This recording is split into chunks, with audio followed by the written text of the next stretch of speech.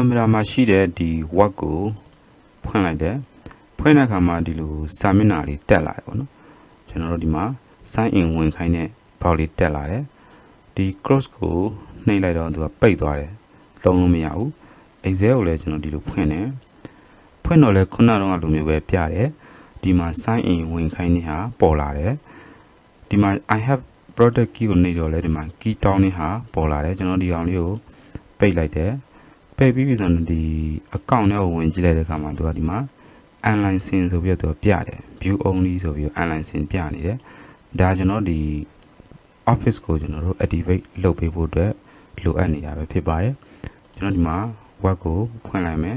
ဖွင့်ပြီးပြီဆိုတော့ဒီကျွန်တော်မှာ key ရှိတယ်ဆိုတော့ဒီနေရာနေပြီးတော့ key ထည့်ပေးလို့ရတယ်တကယ်လို့ key မရှိဘူးဆိုတော့ကျွန်တော်ဒီMicrosoft 365 account နဲ့ကျွန်တော်တို့ဝင်ပြီးတော့ sign in လုပ်လို့ရပါတယ်ဒီ account ထဲဝင်ပြီးတော့ဒီအပေါ်မှာရှိတဲ့ဒီ sign in ဆိုတာလေးကိုနှိပ်လိုက်ပါပြီးတော့ဒီညမှာ Microsoft 365 account ကိုထည့်ပေးရမှာဖြစ်ပါတယ်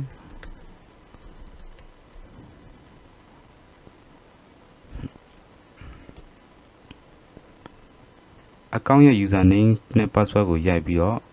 ဝင်လိုက်ပြီးဆိုရင်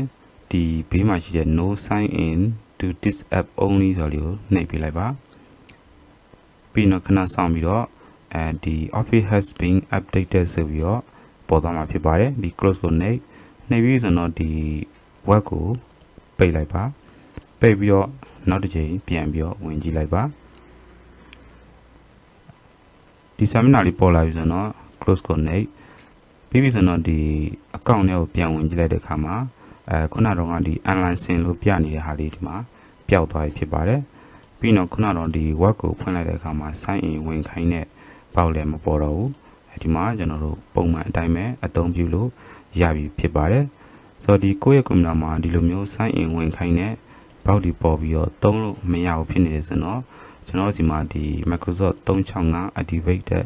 account တွေကိုကျွန်တော်ဝယ်ပြီးတော့ဒီညမှာ sign in ဝင်ပြီးတော့အသုံးပြုလို့ရပါတယ်